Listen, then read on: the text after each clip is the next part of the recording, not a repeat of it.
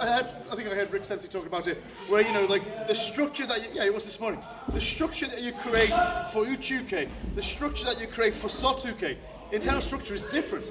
And it's not so much the visible structure, of course, because it looks identical, but it's the internal structure, how you're shoring up, how you're supporting your skeleton to create that shape.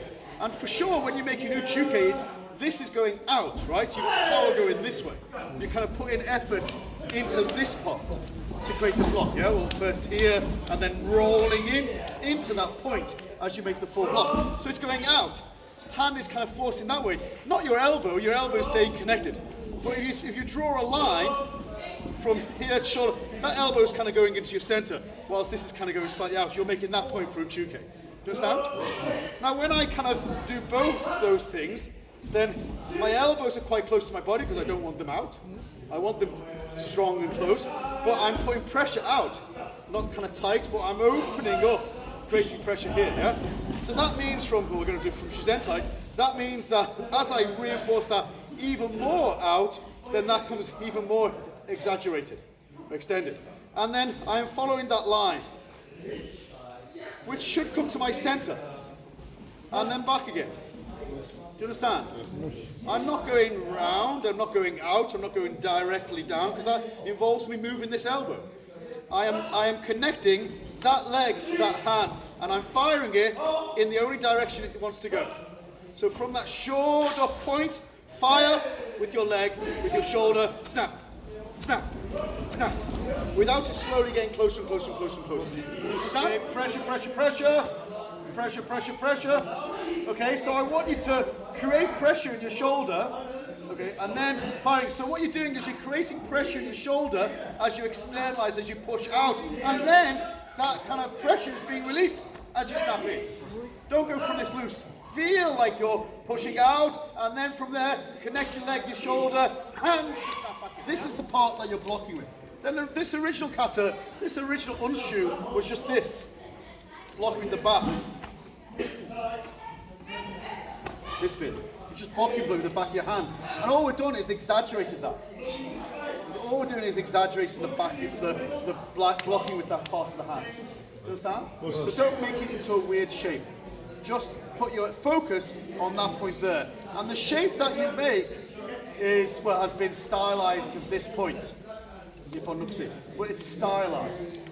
This is nothing to do with this. And then it's stylized, and then we kind of used Ippon Nukite, but originally it was just Nukite, right? Just Nukite, which is now Ippon Nukite. There's no difference, right?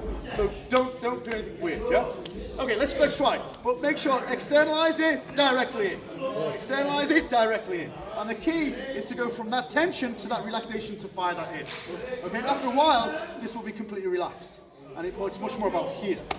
This, that you're also, from here, don't hit yourself. We never ever swing and hit ourselves. You are projecting forward. Like this original kata, right, was directly forward. And now it's kind of going slightly to gidan, but only to gidan. Not like this kind of weird thing, right? Because you're driving your shoulder in. Also, don't think that you're pulling back in order to drive forward. Actually, the original was a little bit like that. But this is just direct. Now, it might look that you're doing that because your shoulder is kind of having that kind of stretch short cycle where it's going in and then whipping it forward. So it might give the appearance that you're pulling this back. It's not your shoulder. Your shoulder is going in to snap it in. But that's different from that. You understand? Also, keep your hands still. Keep your hands still as you arc in and back. Not your whole upper body being challenged, yeah? Keep your form, maintain your form before you get to this point, and drive. Like two ways to do this. One way is just to drop down, like what we were practicing yesterday with the moshigiri, with the different kumite stuff, yeah? That's one way. Like, you practice that, so you can do that, and you just drop. And it's kind of like simple, a little bit simpler. Okay, but this one I want you to practice the other way, yeah? Two ways to do it, let's practice both ways. And both have their merits and challenges. But you make Gakuzuki, yeah? Just think, hands on the same line as your feet, knee to same line as your foot. And you're dropping down to that point. Then boom, elbow goes to the side as you kick above you.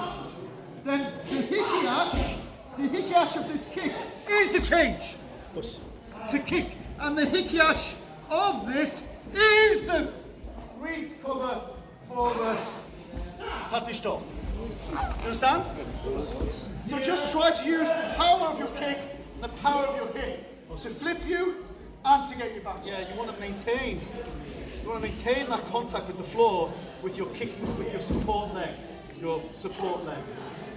So the ball of your foot and the outer edge of your foot is maintaining contact as you push to produce that. And it's that snap that brings you round to do this. Here, make sure, kick, rotate, punch, round. Kick, rotate, punch, round. Just make it easy for yourself. And realize that the original kata was Maigiri Sotuke in stance, Gyakuzuki, and round. Maigiri Sotuke, looking 45 degrees and getting ready. Then from here, hand to get on, then hand out, feeling. And then you're going to change before you rotate to make this hit stiffen. Then hand up and block it on the right. Before punching, then that's when you release this back leg to make that fish. Understand? I mean, like by necessity, we have to break it down and do this move, this move, this move. But really, it should just be flowing as possible. Then the structure that you're creating, driving forward, this coming round to make Masai Dai. You're not projecting it, you're pulling it in. You're going to create more tension as you get that knee up. Before you make the ki, this ta, before you pull back to make this sumo, right? It's identical. It's identical feeling. So from here, you're driving in. You're driving in for this kind of arm lock, yeah? You're getting your knee in between that and making more tension. And then down before you pull out and make Hoizuki. Understand? But it's the pull on the hikiash. Full extension, release. Release for Hoizuki. Understand? Just use your body this naturally. Take to extreme, release it, drive it again. Okay, from here, take the leg. Push it down, face straight down. That's what you're trying to do. You're trying to put your center, your whole body mass onto that falling body. So you're kind of driving them into the ground. Get that kind of feeling, right? Nothing else needs to be athletic. So from this point, for sure it's we are creating the circular nature of that.